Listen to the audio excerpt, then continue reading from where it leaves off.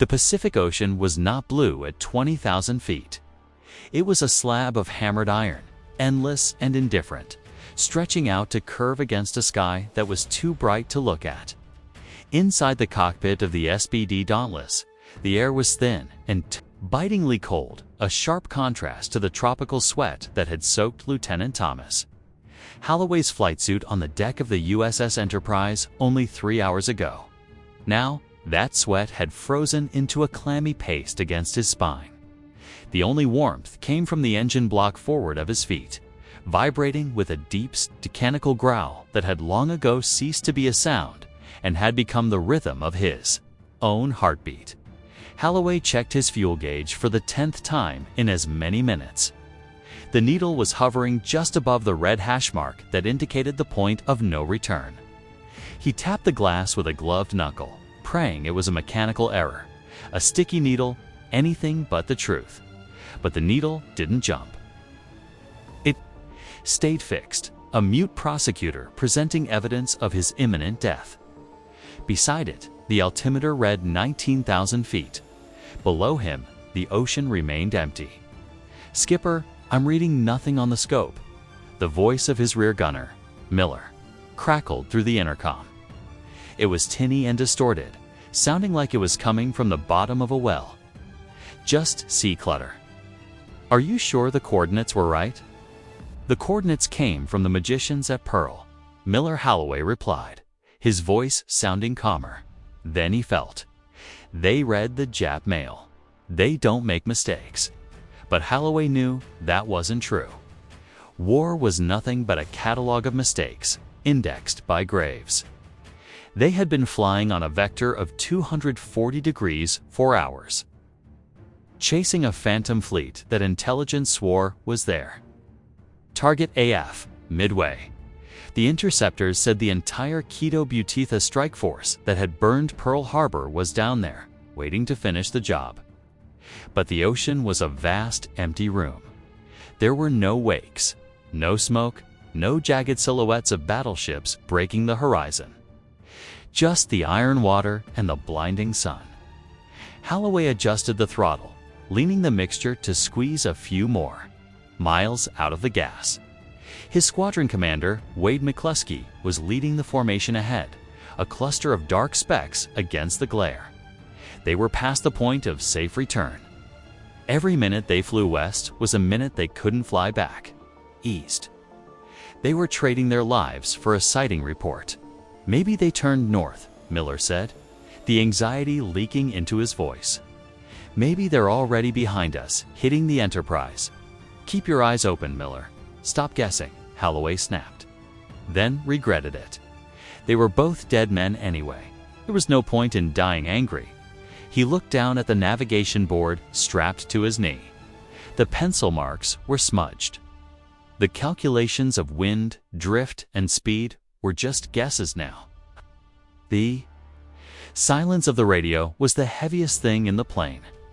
Usually, the airwaves would be cluttered with chatter, weather reports, landing signals. Today, there was only the static hiss of the open ocean. It felt like they had flown off the edge of the map. Then came the disturbance. It wasn't a fleet. It wasn't the dark smoke of a burning island. It was a single white scratch on the iron surface of the sea. Holloway blinked, rubbing his eyes beneath his goggles. He banked the Dauntless slightly to the left to get a better look. "You see that, Miller? 2 o'clock low." "I see it. Looks like a wake." It was a wake. It's a solitary, white V-shape cutting through the water, heading northeast. At the apex of the V was a tiny gray sliver, a destroyer. "It's just one ship, Skipper," Miller said. "Probably a picket." "A picket going where?" Holloway murmured. Taichi watched the destroyer. It was moving fast, throwing up a rooster tail of spray. It wasn't patrolling, it was rushing. A destroyer alone in the middle of the Pacific didn't run at flank speed unless it was trying to catch up to something. It was a straggler, and stragglers led to the herd. He saw McCluskey's wings dip ahead. The commander had seen it too. The formation began to bank, following the line of the destroyer's wake like a breadcrumb trail. It was a gamble. They were turning away from the intercept vector, away from the path back to the carrier. Following a hunch written in foam on the water, Holloway watched the fuel gauge again. The needle dipped into the red. "We're betting the house, aren't we?" Miller whispered. "We're betting everything," Holloway said. They flew for another 15 minutes. The silence stretched tight, a wire pulled to the breaking point. The engine droned on, indifferent to their desperation. Holloway began to rehearse the ditching procedure in his mind. Canopy back, flaps down, tail low. Don't hit the face on the sight. And then the world changed. It didn't happen gradually. It happened all at once. One moment, the horizon was empty. The next, it was crowded with the architecture of apocalypse. "Mother of God," Miller breathed. Spread out below them, like toy ships scattered on a blue rug, was the Japanese fleet. It was massive. Destroyers formed a protective ring, their wakes weaving intricate white patterns. Cruisers sat heavy and gray, their guns bristling. And in the center, like queens on a chessboard, were the carriers. Holloway counted them. Akagi, Kaga, Soryu, and further off, the Hiryu, the giants. The ships that had delivered the death blow to the battleships at Pearl Harbor. They were huge. Their flight decks stained the color of dried wood. Painted with the rising sun, the Hinomaru. But it was what was on the decks that made Holloway's breath hitch in his throat. They were full. The decks were crowded with aircraft valves and cates. Holloway could see the propellers spinning, the ground crews scurrying like ants. They were refueling and rearming. He saw hoses snaking across the wood. He saw bombs stacked on carts. The disturbance in the narrative of the war had revealed itself. The Japanese weren't launching a strike. They were recovering one. They had been caught in the most vulnerable moment of naval warfare. The turnaround, their combat air patrol, the Zeros meant to guard them, were low, near the water. Likely, chasing off the torpedo bombers that had been slaughtered minutes earlier. The sky above the fleet was empty. The door was wide open. "Arming switch on," Holloway said, his voice trembling with a sudden, ferocious clarity. "We've got them with their pants down." He flipped the toggle that armed the 1,000-pound bomb, strapped to the belly of the Dauntless. He reached up and unlocked the canopy, sliding it back. The rush of cold air roared into the cockpit, deafening and brutal. McCluskey didn't waste time with radio chatter. He simply rolled his plane onto its back and dropped. "Here we go," Holloway yelled. He pulled the nose up, killed the throttle, and extended the dive brakes. The perforated flaps split open from the trailing edge of the wings, creating drag to stabilize the dive. The plane shuddered, then pitched forward, aiming straight down at the ocean floor. The world tilted 90 degrees. The blue wall of the sea filled the windscreen.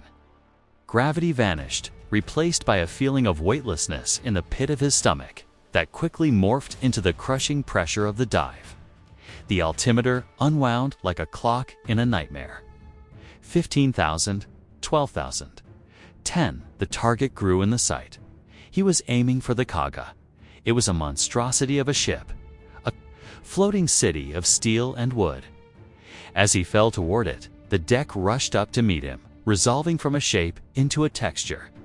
He could see the individual planks. He could see the white uniforms of the sailors freezing in terror as they looked up. Then the flak started.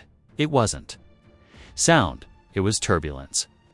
Black puffs of smoke blossomed around him, punching the plane with invisible fists. Shrapnel pinged against the fuselage, sounding like gravel thrown against a tin roof. A stream of tracers, lazy yellow lines that moved deceptively slow before snapping past at supersonic speeds, reached up for him. Holloway didn't flinch. He couldn't. He was locked in the tunnel. His entire universe was the red reticle of the telescopic sight and the red circle on the flight deck of the Japanese carrier. He had to account for the wind, for the movement of the ship, for the release delay. 7,000. 5,000. He could see the planes on the Kaga's deck clearly now. He saw a fuel hose still attached to his Zero. He saw a bomb lying on a cart. Next to a pile of ammunition boxes. Steady, he gritted out through his teeth. Steady, ... At 2,500 feet. He pressed the release button. The plane jumped upward as the 1,000-pound weight fell away. Holloway grabbed the stick with both hands and hauled back, groaning as the G-forces slammed him into the seat. His vision grayed out at the edges, a tunnel of darkness closing in. The horizon spun wildly as he pulled out of the dive, skimming, just hundreds of feet above the waves. Did we hit? Did we hit? Miller was screaming. Holloway banked the plane hard, craning his neck to look back. For a heartbeat, there was nothing, just the ship sailing on. Then, the Kaga disintegrated. The bomb had penetrated the flight deck and detonated in the hangar deck below, right amidst the fully fueled and armed aircraft. The explosion wasn't a fire, it was an eruption. A column of red and black violence punched through the flight deck, tossing parked Zeros into the air like burning leaves. The shockwave rippled out across the water, visible as a shudder in the air. Direct hit. Miller yelled, his voice cracking. She's burning. She's burning end to end. Holloway looked to the left. The Akagi was burning too. A column of black smoke, thick and oily, was already towering into the sky. Further off, the Soryu was engulfed in flames,